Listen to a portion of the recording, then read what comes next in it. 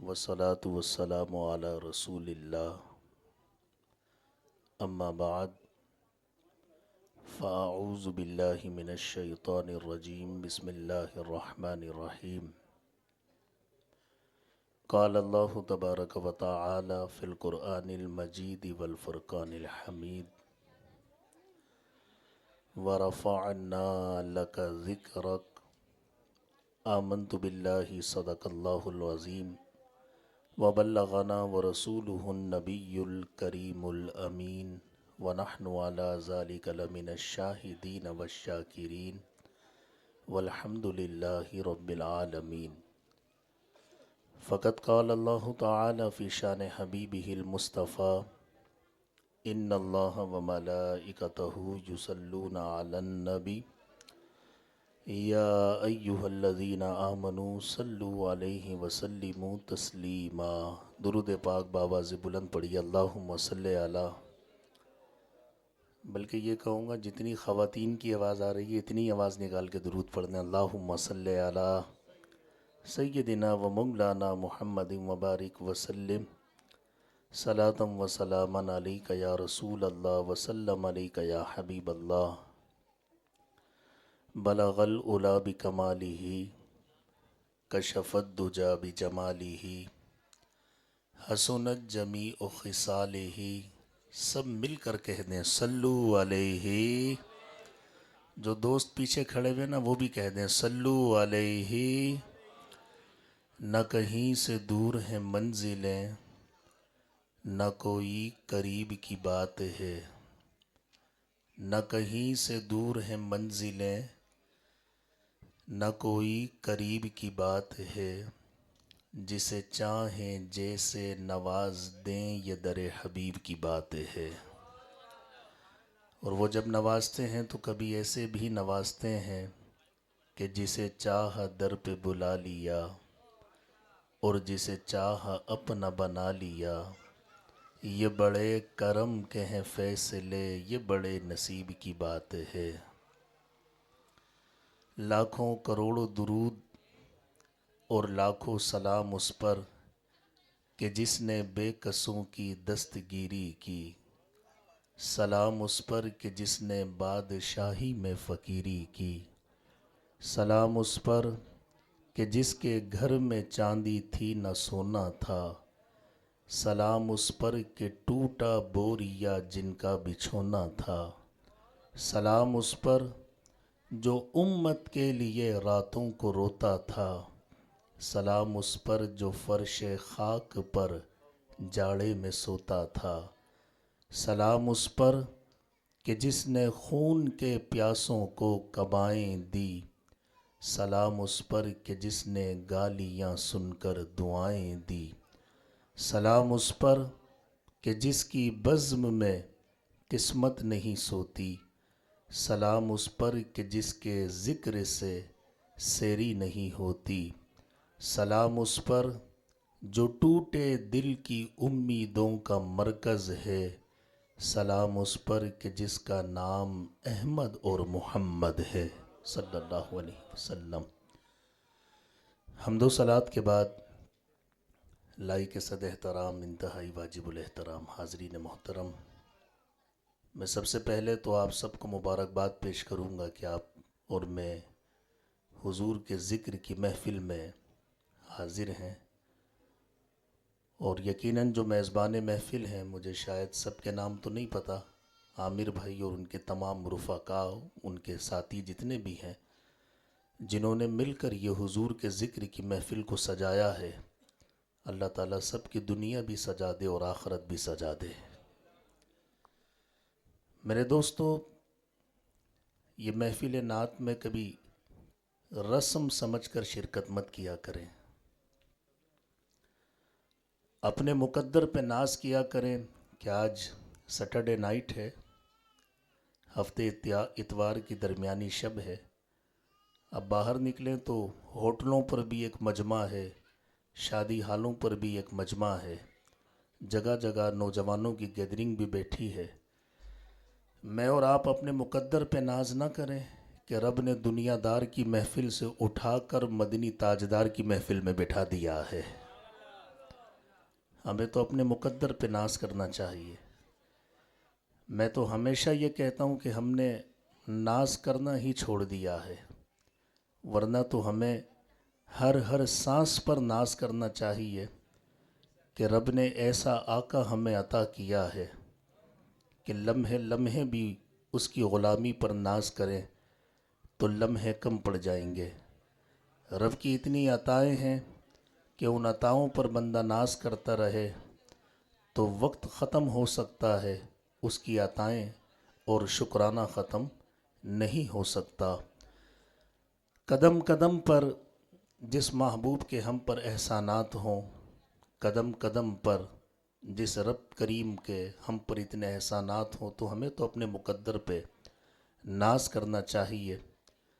یہ محفل تو بہت بعد میں سج رہی ہے اور ہم محفل میں بہت بعد میں آ رہے ہیں۔ ہمیں تو اس بات پر بھی ناز کرنا چاہیے کہ رب نے ہمیں مسلمان گھرانے میں پیدا کیا ہے۔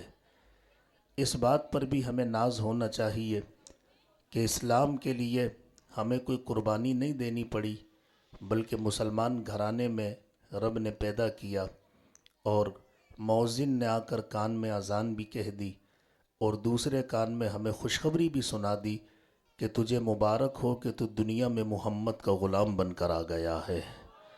تو ہمیں تو قدم قدم پہ ناز کرنا چاہیے کہ اتنی خوبصورت نسبت اللہ نے جو ہم کو عطا کی ہے۔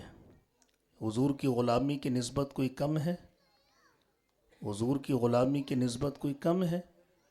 حضرت موسیٰ علیہ السلام اپنے حواریوں کے ساتھ تشریف فرما تھے کہ وہ حضور کا ذکر فرمانے لگے اور فرمانے لگے کہ ایک نبی آنے والا ہے جو سب نبیوں سے افضل ہوگا۔ تو آپ کے جو حواری تھے وہ بڑی حیرت کے ساتھ حضرت عیسیٰ علیہ السلام کو دیکھنے لگے اور عیسیٰ سے کہا کہ عیسیٰ سب سے افضل ہوں گے؟ کہا بالکل سب سے افضل ہوں گے۔ کہا آپ سے بھی افضل؟ کہا کہ ہاں مجھ سے بھی افضل۔ وہ اس لیے سوال پوچھا کہ ہر شاگرد یہی کہتا ہے کہ میرا استاد بس میرا استاد ہے، ہر مرید یہ کہتا ہے بس میرا پیر ہے، ہر کارکن یہ کہتا ہے کہ بس میرا قائد ہے۔ ہر کارکن کو اپنے قائد پر ناز ہوتا ہے، شاگرد کو استاد پر ناز ہوتا ہے، اولاد کو اپنے ماں باپ پر ناز ہوتا ہے، اور پیر کو اپنے مرید پر ناز ہوتا ہے۔ تو اسی طرح امتی کو بھی اپنے نبی پر ناز ہوتا ہے۔ عیسیٰ سے کہنے لگے کہ عیسیٰ کیا وہ آپ سے بھی افضل ہوں گے؟ فرمایا کہ ہاں مجھ سے بھی افضل۔ کہا تم میری بات کرتے ہو؟ عزیزان گرامی، حضرت عیسیٰ نے جو جملہ ارشاد فرمایا وہ یقیناً آپ کی سماعتوں میں بہت ساروں کے لیے نیا جملہ ہوگا۔ حضرت عیسیٰ علیہ السلام ارشاد فرماتے ہیں، ان کی غلامی کا شرف حاصل کرنے کے لیے اپنی مثال دیتے ہوئے فرماتے ہیں کہ اگر محمد عربی صلی اللہ علیہ وسلم کے اگر نالین کا تسمہ باندھنے کی عیسیٰ کو اجازت مل جائے تو عیسیٰ اس پر بھی ناز کرنا شروع کر دے گا۔ تو جس کے تسمے باندھنے پر نبی ناز کرے، اس محبوب کی نسبت رب نے مجھے اور آپ کو عطا فرما دی ہے۔ تبھی تو میرے امام یہ کہتے ہیں نا کہ سب سے اولا ہو آلہ، سب سے بالا ہو آلہ، اپنے مولا کا پیارا اور دونوں عالم کا دولا، اللہ اکبر۔ تو میرے دوستو اس نسبت پہ ناز کیا کریں۔ آج حضور کی مجلس میں، حضور کے ذکر کی مجلس میں آئے ہیں، آؤ تمہیں میں حضور کی باتیں سناؤں۔ جس نبی کی غلامی کا پٹا ہم نے اپنی گردن میں ڈالا ہے، وہ نبی ربیع الاول کے مبارک مہینے میں ہمارے درمیان تشریف لائے، اس مادر گیتی پر جلوگر ہوئے، اور آنے کے بعد ہر بچے کا دنیا میں آنے کا جو انداز ہے وہ یہی ہوتا ہے کہ بچہ اگر ماں کے پیٹ سے جب باہر آیا تو جو پیدا کرنے والی دائی ہوتی ہے وہ اس بچے کو جب ہاتھ میں لیتی ہے، اگر بچہ نہ روئے تو اہل خانہ پریشان ہوتے ہیں کہیں ایب نارمل تو نہیں ہے بچہ، تو اس لیے بچے کو مار کر رلایا جاتا ہے تاکہ اس بات کی نشاندہی ہو جائے کہ بچے میں کوئی ذہنی طور پر کوئی نقص نہیں ہے.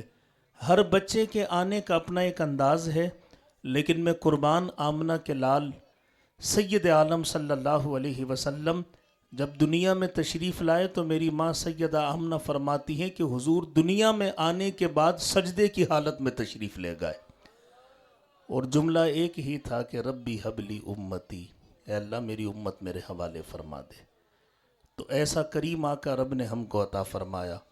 حضور سید عالم صلی اللہ تعالی علیہ وسلم اس دنیا میں تشریف لائے، تمام عالم کو حضور نے اخلاقیات کا درس دیا ہے، محبتوں کا درس دیا ہے. حضور نے ملانے کی بات کی ہے، حضور نے جوڑنے کی بات کی ہے، حضور نے توڑنے کی بات نہیں کی. حضور نے رشتوں کا جب خون کیا جا رہا تھا تو رشتوں میں محبتوں کی فراوانی کو میرے مصطفیٰ نے پیدا کیا. جب بیٹیوں کو زندہ درگور کیا جا رہا تھا میرے نبی نے اس معاشرے میں بیٹیوں کی عزت اور عظمت کو اجاگر کیا.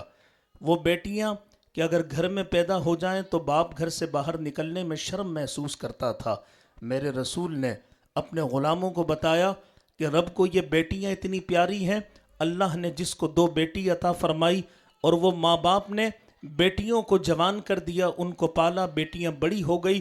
ایک روایت میں ہے کہ بیٹیاں جوان ہو گئی، اور دوسری روایت میں ہے کہ بیٹیوں کو جب نکاح کر دیا تو میرے مصطفیٰ کریم علیہ الصلوۃ والسلام نے ارشاد فرمایا اپنی دونوں انگلیوں کو پہلے کھولا اور پھر ان کو آپس میں ملا دیا.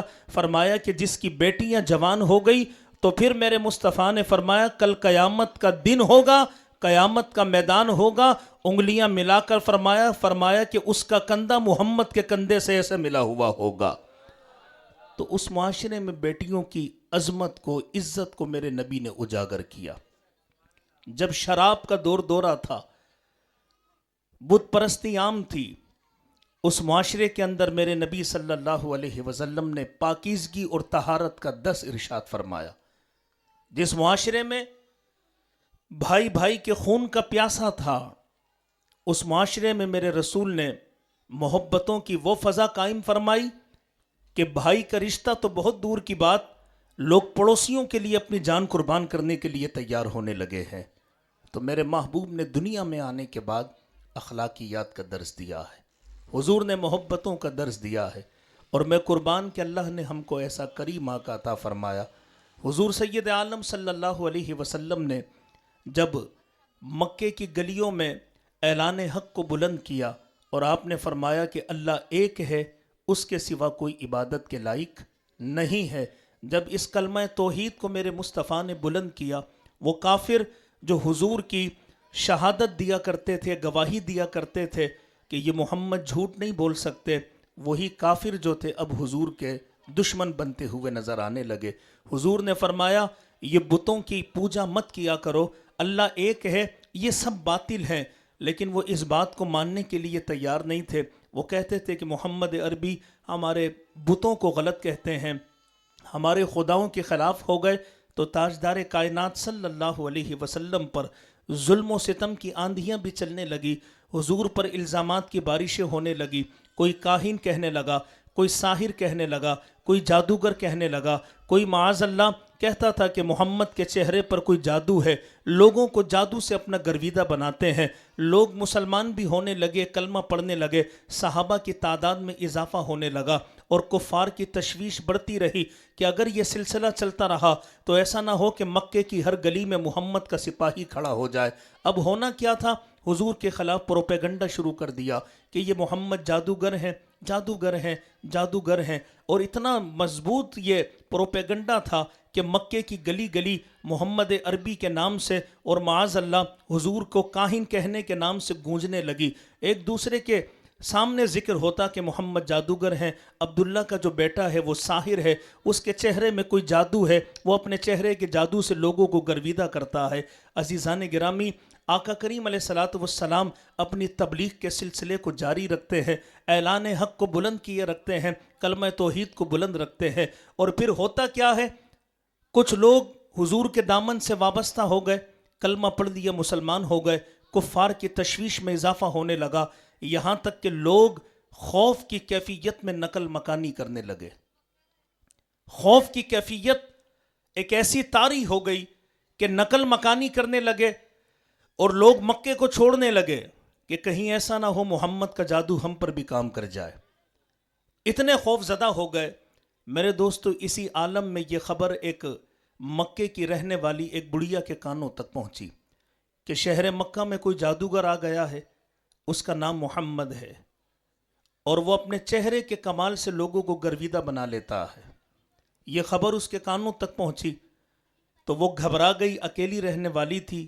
اس نے گھر کا قیمتی سامان باندھا اور باندھنے کے بعد اس نے ایک پوٹلی بنائی اور گٹھڑی بنانے کے بعد گھر کے دروازے سے باہر آ کر کھڑی ہو گئی، اس انتظار میں کہ کوئی گزرنے والا یہاں سے گزرے گا تو میں اس سے کہوں گی کہ یہ سامان اٹھا کر میرے کندھوں پر رکھ دو اور میں یہاں سے نقل مکانی کر جاؤں گی.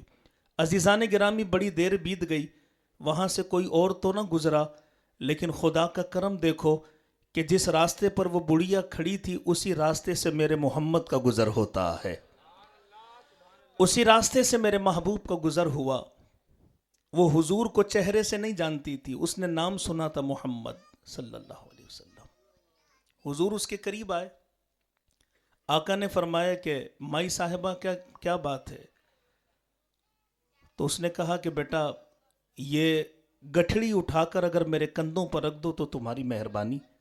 میرے محبوب نے جب گٹھڑی کو اٹھایا تو محسوس کیا کہ وزن زیادہ ہے، بڑھیا کمزور ہے، پریشان ہو جائے گی.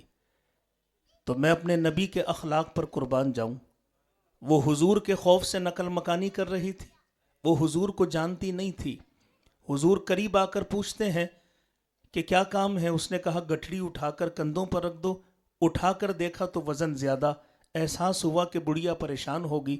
حضور خود فرماتے ہیں کہ مائی صاحبہ تمہیں جانا کہاں پر ہے؟ اس نے کہا کہ بیٹا قریب ہی جانا ہے، بس شہر مکہ سے باہر نکلنا ہے. تو آقا کریم علیہ السلام نے ارشاد فرمایا کہ اگر آپ اجازت دیں تو آپ کے بوجھ کو میں اپنے کندھوں پر اٹھا لوں، تمہیں جہاں جانا ہے ہم وہاں تمہیں پہنچا دیں گے. بڑھیا حیران تھی کہ مکے کے رہنے والوں میں ایسا اخلاق کہاں سے آ گیا. اس نے کہا کہ بیٹا اگر ایسا ہو جائے تو بڑی مہربانی. رسول اللہ نے اس کے بوجھ کو اپنے کندھوں پر اٹھایا اور وہ بڑھیا چلنے لگی، حضور بھی چلنے لگے. جب اپنی منزل مقصود تک پہنچی تو میرے مصطفیٰ نے اس کی گٹھڑی کو سامان کو رکھ دیا اور فرمایا کہ اب مجھے اجازت ہے. اس نے کہا بالکل اجازت ہے. حضور جب وہاں سے رخصت ہونے لگے تو اس نے آواز دی کہ نوجوان میری بات تو سنو. حضور رک گئے. آقا نے فرمایا کہ کیا بات ہے؟ اس نے کہا کہ تم کہاں کے رہنے والے ہو؟ میرے حضور نے فرمایا شہر مکہ کا رہنے والا ہوں. کہا مکے کے رہنے والے ہو؟ حیرت کے ساتھ کہنے لگی. کہا کہ مجھے لگتا ہے کہ تم کسی اچھے گھرانے سے تعلق رکھتے ہو. میں جب یہ واقعہ پڑھ رہا تھا تو میں نے کہا کہ مائی کائنات میں کوئی ایسا گھرانہ نہیں جیسا محمد کا گھرانہ ہے. تو کہا تم کسی اچھے گھرانے سے تعلق رکھتے ہو، میں تمہیں کچھ نصیحت کرنا چاہتی ہوں. میرے نبی نے فرمایا کہو کیا کہنا ہے. وہ بڑھیا کہنے لگی کہ بیٹا میں نے سنا ہے کہ مکے میں کہ ایک جادوگر آ گیا ہے اور اس کا نام ہے محمد صلی اللہ علیہ وسلم. مکے میں ایک جادوگر آ گیا ہے، اس کا نام ہے محمد. میں تمہیں نصیحت کرتی ہوں بیٹا اس محمد سے ذرا بچ کے رہنا. اگر کبھی سامنا ہو بھی جائے تو کلام کرنے میں احتیاط کرنا، اور اگر ضرورت پڑ جائے بات کرنے کی تو بس ایک بات یاد رکھنا، اس کے چہرے کی طرف مت دیکھنا. سنا ہے کہ اس کے چہرے میں کوئی کمال ہے، کوئی جادو ہے، جو دیکھتا ہے بس محمد کا غلام بن جاتا ہے. میں نے کہا مائی یہ جادو کا کمال نہیں تھا، بات یہ تھی کہ زلف دیکھی ہے کہ نظروں نے گھٹا دیکھی ہے، لٹ گیا جس نے محمد کی ادا دیکھی ہے. لٹ گیا جس نے محمد کی ادا دیکھی ہے. رب نے محبوب کو بنایا ہی ایسا تھا. وہ کہنے لگی کہ اگر سامنا ہو جائے اور گفتگو کرنے کی حاجت بھی ہو تو چہرے کی طرف مت دیکھنا، سنا ہے کہ کوئی جادو ہے چہرے پر. حضور مسکراتے رہے. اس کی بات کو جب مکمل ہو گئی تو آقا نے فرمایا کہ اب اجازت ہے. کہاں اب اجازت ہے؟ اب حضور جب جانے لگے اس نے پھر آواز دی اے نوجوان میری بات تو سنو. آقا پھر رک گئے. فرمایا اب کیا بات ہے؟ اس نے کہا کہ تم نے اپنا نام نہیں بتایا، تمہارا نام کیا ہے؟ تم نے نام نہیں بتایا کہ تمہارا نام کیا ہے. تو حضور مسکرانے لگے اور مسکرا کر فرمانے لگے تو جس محمد کے خوف سے نقل مکانی کر رہی ہے دنیا مجھے ہی محمد کہتی ہے۔ اس نے کہا انت محمد، تم محمد ہو؟ حضور نے فرمایا انا محمد عربی، میں محمد عربی ہوں۔ اس نے کہا تم محمد عربی ہو؟ حضور نے فرمایا جی ہاں میں ہی محمد عربی ہوں۔ تو اس بڑھیا نے ایک جملہ کہا تھا، وہ بڑھیا کہنے لگی اے محمد اگر تم وہ محمد ہو جسے دنیا جادوگر کہتی ہے تو تم گواہ رہنا تیرے چہرے کا جادو مجھ پر بھی کام کر گیا ہے۔ اللہ اکبر یا رسول اللہ۔ زلف دیکھی ہے کہ نظروں نے گھٹا دیکھی ہے، لٹ گیا جس نے محمد کی ادا دیکھی ہے۔ تو رب نے محبوب کو بنایا ہی ایسا تھا۔ ایک دن رات کے وقت میرے حضور اپنے حجرے سے باہر تشریف لائے۔ آؤ تمہیں بڑی محبت کی کہانی سناؤں۔ اللہ اکبر۔ میں تو یہ کہتا ہوں دوستو، آج اگر ہم حضور کی باتیں کریں، حضور کے حسن کی باتیں کریں، ہم نے دیکھا ہے حضور کو؟ تو جواب ملے گا کہ نہیں۔ کیا ہم نے حضور کو دیکھ کے کلمہ پڑھا ہے؟ ہم نے تو صرف سنا ہے حضور کے لیے۔ آج 1400 سال کے بعد صرف سنا ہے تو یہ کیفیت ہے کہ اس کو سننے کے لیے مجمع جمع ہو جاتے ہیں۔ اپنے ایمان سے بتاؤ، میں بڑے دھیمے لہجے میں کہوں گا اور بات سمجھ میں آئے تو آخر تک کا نوجوان جواب دے کہ جنہوں نے دیکھا نہیں ان کا یہ حال ہے، 1400 برس پہلے جنہوں نے مصطفیٰ کو دیکھا ہوگا ان کا کیا حال ہوگا؟ جنہوں نے حضور کو دیکھا ہوگا یار ان کا کیا حال ہوگا؟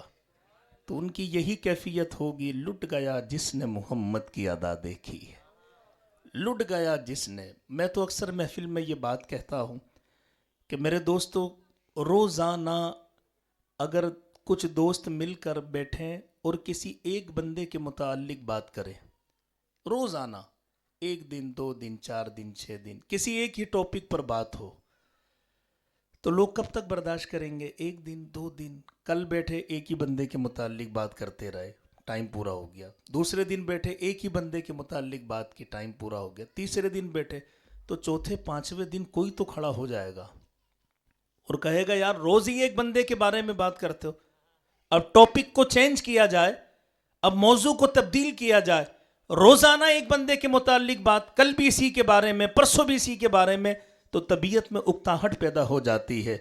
میں پھر کیوں نہ کہوں آج 1400 سال کا زمانہ بیت گیا ہے، ایک ہی محمد کی بات ہو رہی ہے۔ 1400 سال کا زمانہ بیت گیا، ایک ہی محمد کی بات ہو رہی ہے۔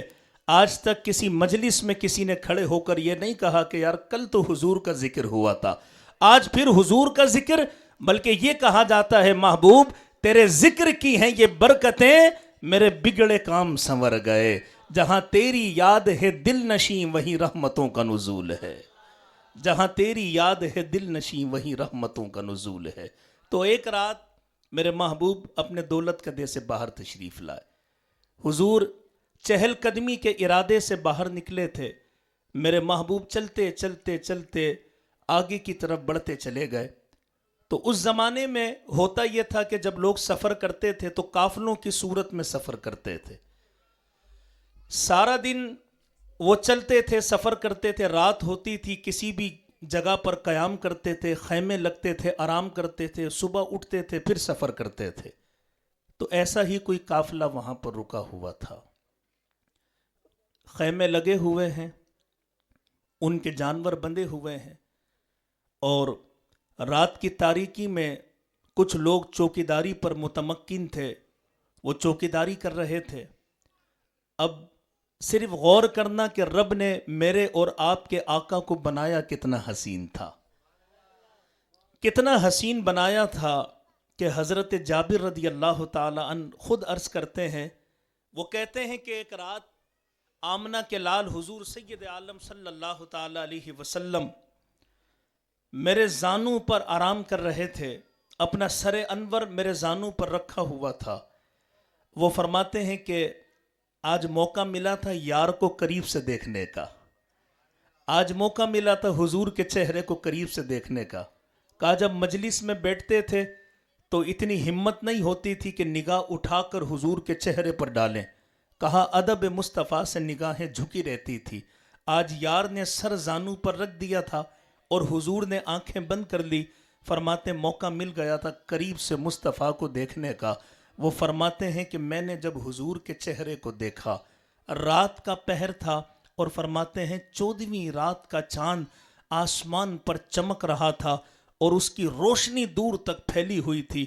حضرت جابر روایت کرتے ہیں کہ میں نے ایک نظر مصطفیٰ کے چہرے کو دیکھا اور ایک نظر میں نے آسمان کے چاند کو دیکھا.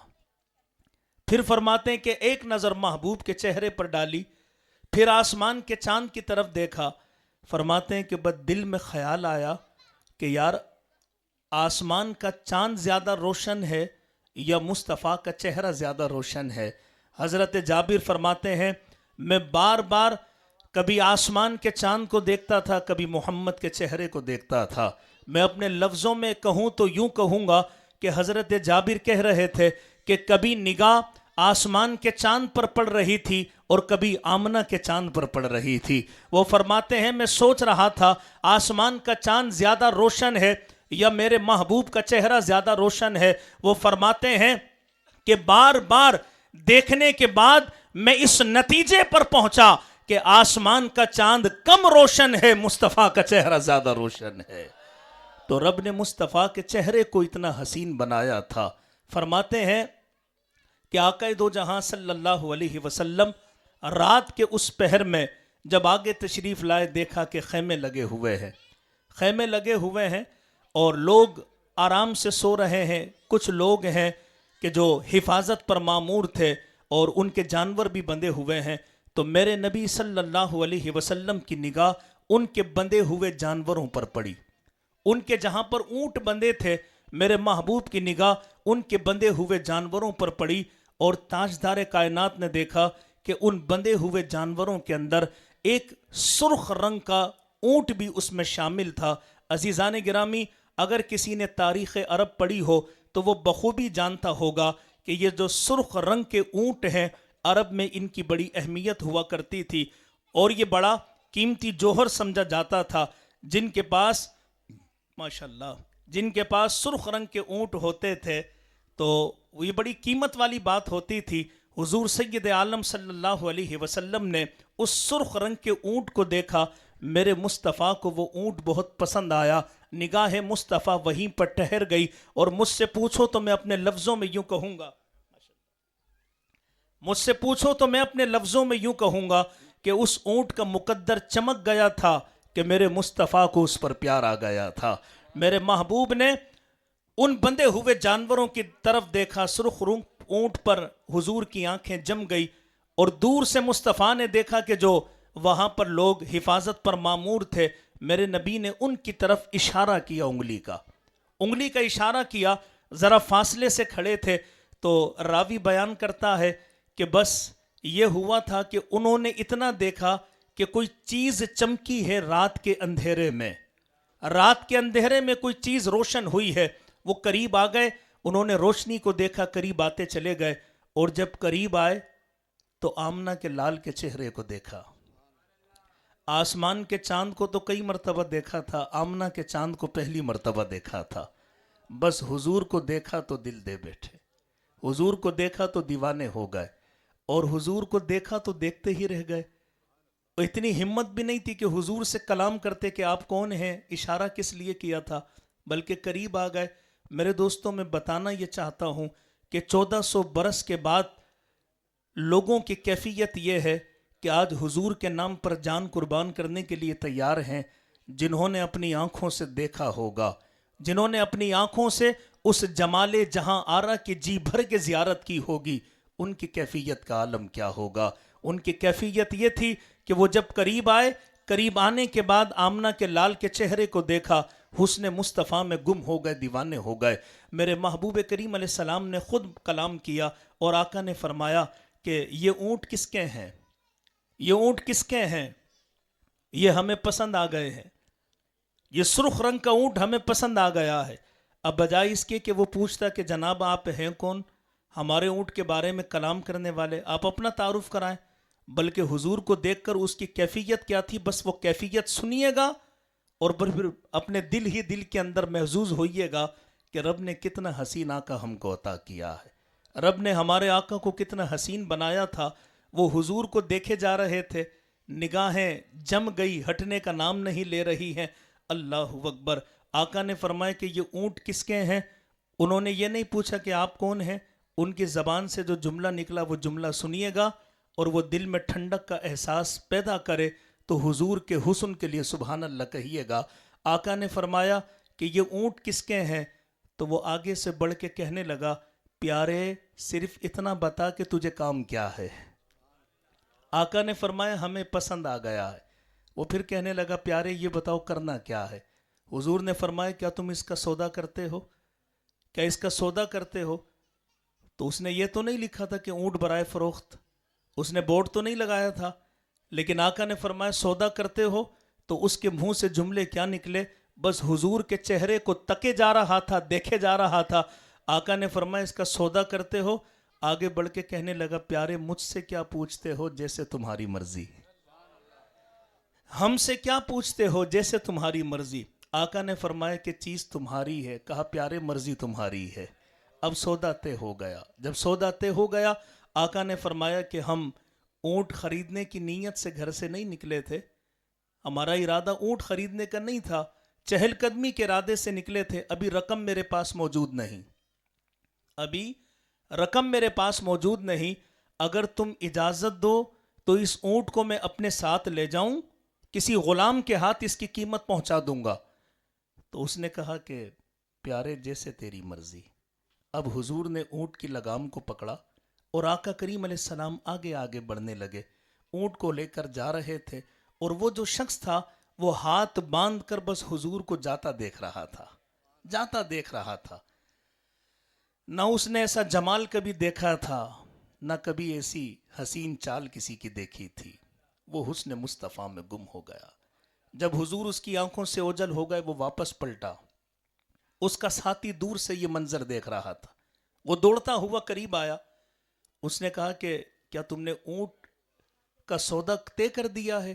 اس نے کہا ایسا ہی ہے۔ تو کہا کہ کتنے میں طے کیا ہے؟ تو اس نے کہا کہ قیمت کو تو مجھے بھی نہیں پتا۔ کہا کہ کیا مطلب؟ کہا کہ بس وہ آیا تھا، اس نے کہا مجھے پسند آ گیا تو میں نے بات مکمل کر دی۔ اس نے کہا قیمت ابھی نہیں ہے، کسی غلام کے ہاتھ پہنچا دیں گے۔ تو اس شخص نے کہا تم پاگل تو نہیں ہو گئے؟ اتنا قیمتی اونٹ تم نے اس کو دے دیا، تم اس کو جانتے ہو؟ اس نے کہا جانتا تو میں بھی نہیں۔ کہا بیچ میں کوئی ضامن تھا؟ کہا ضامن بھی کوئی نہیں تھا۔ اور کہا کہ تم پاگل تو نہیں ہو گئے، تم نے خسارے کا سودا کیا ہے، اگر وہ واپس نہ آیا تو؟ اب جو اس نے جملہ کہا وہ جملہ سنیے گا۔ اس نے کہا اگر وہ واپس نہ آیا تو؟ اس نے کہا وہ آئے تب بھی اس کی مرضی، وہ نہ آئے تب بھی اس کی مرضی۔ کہا کیا مطلب؟ کہا تو سودے کی بات کر رہا ہے، اونٹ کی بات کر رہا ہے۔ اس نے کہا کاش تو نے اس کا چہرہ دیکھا ہوتا، کاش تو نے اس کا چہرہ دیکھا ہوتا۔ اس کا چہرہ دیکھ کر دل گواہی دے رہا تھا کہ یہ چہرہ کسی جھوٹے کا نہیں ہو سکتا ہے۔ اللہ اکبر۔ ابھی یہ باتیں چل رہی تھی کہ پیچھے اس قافلے کے سردار کی بیوی کا خیمہ تھا۔ اس نے خیمے سے چادر ہٹائی اور اس نے آواز دی، خبردار جو تم نے اس کے بارے میں کچھ کہا۔ اب یہ دونوں اس کی طرف متوجہ ہو گئے۔ کہا کیا مطلب؟ کہا کہ سنو، اگر وہ آ گیا تو ٹھیک ہے، اگر نہیں آیا تو قیمت مجھ سے لے لینا، لیکن اس کے بارے میں کچھ مت کہنا۔ وہ کہنے لگے کیا تو جانتی ہے؟ اس نے کہا جانتی تو میں بھی نہیں، جانتی تو میں بھی نہیں۔ کہا کہ پھر؟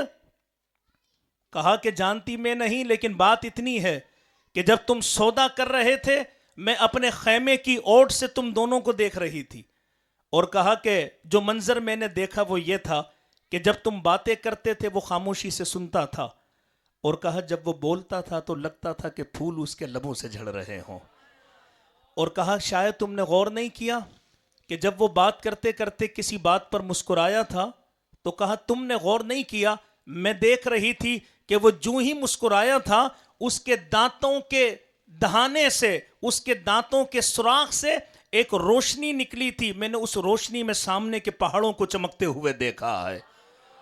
کہا کہ اگر وہ واپس نہ آیا تو قیمت مجھ سے لے لینا، لیکن اس کے بارے میں کچھ مت کہنا۔ عزیزان گرامی، ابھی یہ باتیں چل رہی تھی کہ اتنے میں حضور کا غلام تشریف لے آیا اور آواز دی کہ بھئی تم میں سے کون ہے جس سے ہمارے آقا نے اونٹ کا سودا کیا؟ وہ جلدی سے آگے بڑھا اور اس نے کہا کہ آپ کون ہیں؟ کہا میں ان کا غلام ہوں۔ کہا یہ رقم ہمارے آقا نے بھجوائی ہے، یہ رقم بھی تم لے لو، اور یہ کھجوروں کا ٹوکرا بھی محبوب نے بھیجا ہے، یہ تمہاری ضیافت کے لیے ہے، یہ بھی تم لے لو۔ اس شخص نے جو جواب دیا میرے دوستو وہ جواب سنیے گا۔ اس نے کہا اے پیارے کے آنے والے قاصد، یہ رقم بھی تم اپنے پاس رکھ لو، یہ کھجور کا ٹوکرا بھی تم اپنے پاس رکھ لو۔ تم سودے کی بات کرتے ہو، ہم تو دل کا سودا کیے بیٹھے ہیں، ہم تو دل کا سودا کیے بیٹھے ہیں۔ یہ رقم بھی اپنے پاس رکھو اور یہ کھجوریں بھی اپنے پاس رکھو، صرف اتنا بتاؤ کہ وہ پیارا رہتا کہاں پر ہے، اس کا آستانہ کہاں پر ہے، اس کا ٹھکانہ کہاں پر ہے۔ تو غلام کہنے لگا، حضور کے صحابی نے کہا ہمارے آقا کا آستانہ مدینہ منورہ میں ہے۔ سارا قافلہ جمع ہوتا ہے، حضور کی خدمت میں پہنچتا ہے، کلمہ پڑھتا ہے، اور یہ شعر کا مصداق بنتا ہے کہ زلف دیکھی ہے کہ نظروں نے گھٹا دیکھی ہے، ارے لٹ گیا جس نے محمد کی ادا دیکھی ہے۔ وآخر دعوانا ان الحمدللہ رب العالمین۔